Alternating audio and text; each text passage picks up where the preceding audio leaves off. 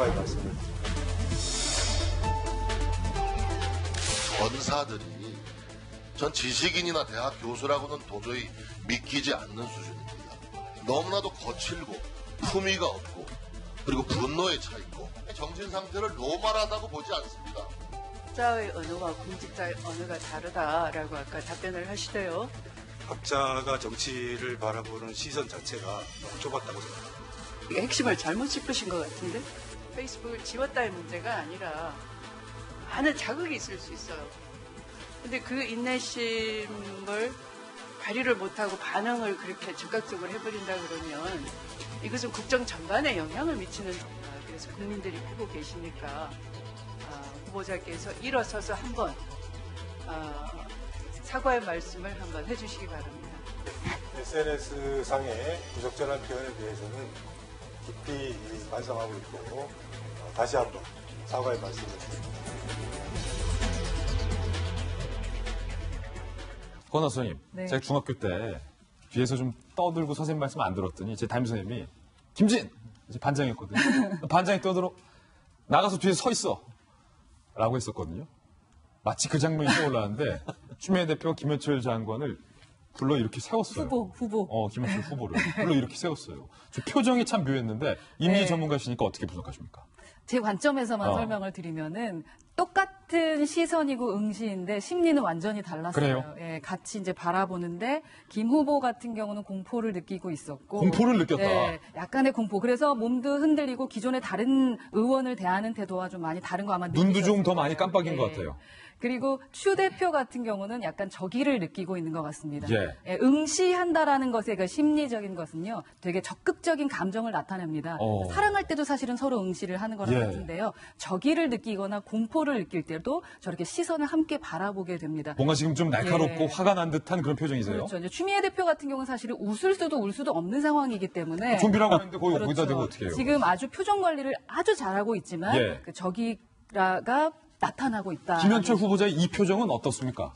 사실 김현철 후보 같은 경우는요, 여러분도 아시겠지만 청문회도 리허설을 하고 나옵니다. 근데 리허설을 아주 잘 하고 나오신 것 같아요. 그래요? 만약에 안 하셨다면 연습도 철저하게 하고 나오신 게 아닌가 싶은 생각이 드는데 상당히 모범생 이미지입니다.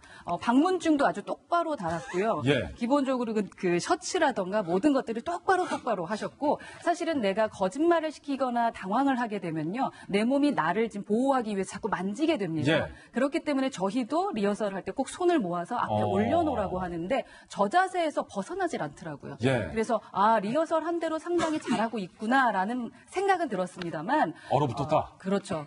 얼어붙었는데 근데 저는 또 의문점이 같습니다. 추미애 대표를 대할 때의 표정과 또 다른 야당을 대할 때의 표정은 조금 달랐어요. 예. 예, 기본적으로 머리로는 조금 사과하고 싶고 미안하다라는 말을 하는데 그냥 머리와 입으로만 한다라는 느낌이 들었고요. 심성적으로 진심으로 사과한다라는 느낌이 들지 않았죠. 기본적으로 우리가 청문회 리허설을 하는 이유는 리더십을 지키기 위해서입니다. 그동안 그분이 일관되게 지켜온 그 모든 것들이 한순간에 사실이 아닌 이야기를 갖고도 공격을 하기 때문에 그로 인해서 무너지게 되면 리더십이 완전 무너지거든요. 예. 그것 때문에 하는 거지 거짓말이나 막말이나 도덕성에 문제 있는 분들을 우리가 옹호해주기 위해서 리허설을 하는 게 아닌데 저렇게 급조되게 해결하고 급조된 순간적인 이미지 메이킹을 하는 것은 국민들에게 더 많은 혐오를 느끼게 하는 것이 아닌가라는 생각이 들어서 조금 더 말만이 아닌 진심이 느껴지는 그러한 것들이 전문가의 시선에도 느껴졌으면 더 좋았겠다라는 생각이 좀 들었습니다. 확실히 이정현 의원을 상대했을 때는 네. 김현철 후보자가 좀 당당한 모습이었는데 그렇죠. 머리도 흔들지 않고 눈도 깜빡임도 좀 덜하고요. 긴장은 예. 확실히 하셨어요. 그래서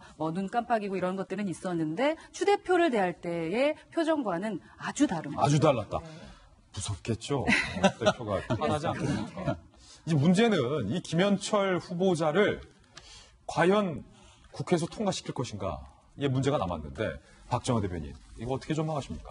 글쎄요, 김현철 후보자뿐만 아니라 여러 후보자가 지금 굉장히 잦을 문제로 논란이 되고 있는데요. 일단은 김현철 후보자네. 국회 법상 청문회를 국회에서 하더라도 대통령이 그리고 청문 보고서 채택이 되지 않더라도 대통령이 일정 기간이 지나고 나면 임명을 강행할 수 있습니다. 예. 그리고 그런 건이 사례들이 몇 건 있었어요. 제가 볼 때는 야당에서는 극렬 반대해서 청문 보고서 채택이 안 될 것 같고요. 청문 보고서 그럼- 채택은 불발될 거다. 그럼에도 불구하고 대통령은 아마 지명하고 임명을 하지 않을까, 강행하지 않을까라는 예상을 해봅니다. 그런 점에서 사실은 하나 김현철 후보자가 그동안 자기가 했던 소신 막 바꿔가면서 그리고 그 좀비라고 표현했던 추미애 대표 앞에서 굉장히 그 부끄러운 표정하고 비굴한 표정 짓는 게 북한이라는 도깨비 같은 상대를 대해야 되는 통일부 장관이 저렇게 원칙도 없이 소신이 없이 이렇게 휘청휘청 대하는 게 과연 맞나라는 생각이 들고요. 이런 점에서 대통령도 사실은 5대 원칙이니 7대 원칙이니 이런 거 얘기해서 하나 지켜지지도 않고 결국에는 임명 강행할 거 차라리 국민한테 솔직히 5대 원칙 7대 원칙 나 못하겠다라고 얘기하고 당신 뜻에 맞는 후보자도 그냥 지명해서 일을 하시면 이런 솔직한 모습 보이는 게 차라리 낫지 않을까 이런 생각을 좀 해봅니다. 예, 어제 김현철 장관 후보자의 청문회 저희가 여러 가지 이슈로 전해드렸습니다.